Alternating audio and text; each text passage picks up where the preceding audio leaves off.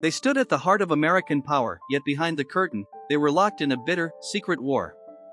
Robert F. Kennedy, the reformist attorney general, dared to confront J. Edgar Hoover, the untouchable FBI director who ruled with blackmail files and a paranoid obsession with control. Their conflict shaped the course of the 1960s through surveillance, sabotage, civil rights showdowns, and 2 mysterious deaths. These 10 explosive facts expose the war they fought in whispers, and the secrets buried with them. Number 1. Hoover had dossiers on the Kennedy family before Bobby took office.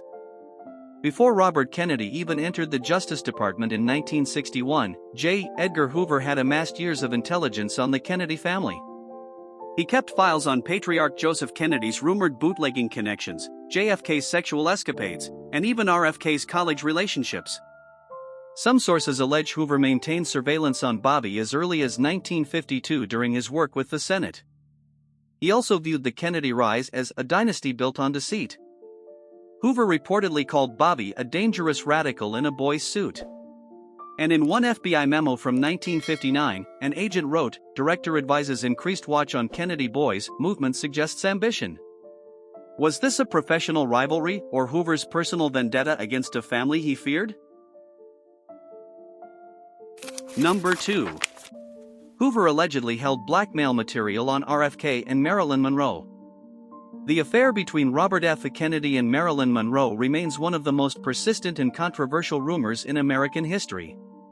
Monroe's housekeeper, friends like Peter Lawford, and even CIA insiders have alleged RFK visited her home in the days before her death in August 1962. Hoover reportedly had wiretap transcripts of Monroe's phone calls mentioning both Kennedys. Some believe Hoover used these as leverage, while others suggest Monroe's death ruled a suicide, involved foul play.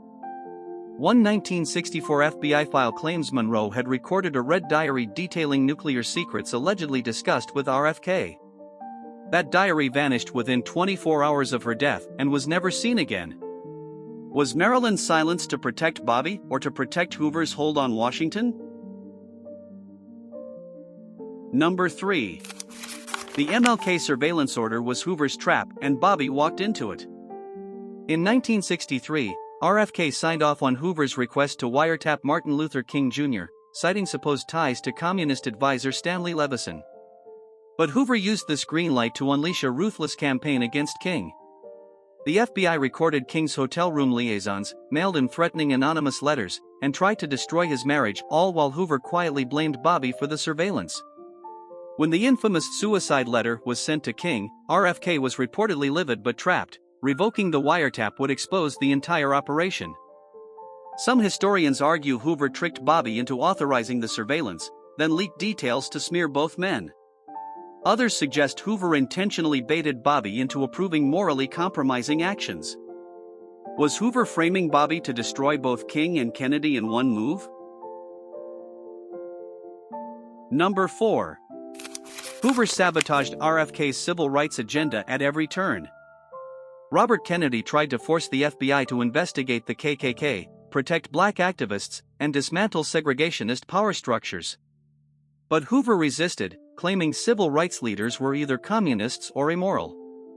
He dismissed the murders of activists like Medgar Evers and the 1963 Birmingham church bombing as local matters. Hoover also refused to share FBI resources with RFK's hand-picked civil rights attorneys. When Bobby ordered immediate FBI action during the Freedom Rides, Hoover reportedly delayed deployment by over 36 hours. RFK's aides later said Hoover treated the Civil Rights Division as a joke and civil rights complaints as a nuisance. Behind the scenes, Hoover labeled RFK reckless, emotional, and dangerously naive. Number 5. After JFK's death, Hoover is said to have monitored Bobby's grief and suspicions. On November 22, 1963, just hours after JFK's assassination, Hoover called RFK with the news, reportedly with chilling detachment. Hoover quickly took control of the investigation, sidelining Bobby and steering the narrative toward a lone gunman theory. But RFK, according to multiple accounts, never believed Oswald acted alone. Author David Talbot reports Bobby privately investigated links between the CIA, anti-Castro Cubans, and the Mafia, all of whom had ties to Hoover's secret files. RFK later told journalist Richard Harwood, "There's more to it than they're telling us. Much more." Meanwhile, Hoover assigned agents to monitor Bobby's personal phone calls and meetings for signs of dissent. RFK once said, "I thought they'd get me next." Hoover made sure he was watching. Number 6. The FBI infiltrated RFK's 1968 campaign, fearing he might win. When RFK announced his presidential campaign in March 1968, Hoover saw it as a direct threat to his power. The FBI began monitoring the campaign using field informants, including one embedded in RFK's Hispanic outreach team in California. Internal memos mention fears that a Kennedy presidency would dismantle bureau operations and reopen civil rights cases Hoover had buried. Hoover even considered compiling a counter-Kennedy file to be leaked to the press. One bureau report flagged RFK's growing appeal to Black, Latino, and anti-war voters as destabilizing to law and order. The informant network even tracked Bobby's hotel stays and unrecorded campaign stops. To Hoover, a Robert Kennedy presidency was an existential threat to his empire. Number 7. Hoover used Lyndon Johnson to leak and undermine Bobby. RFK and Lyndon B. Johnson hated each other. Hoover weaponized that hatred.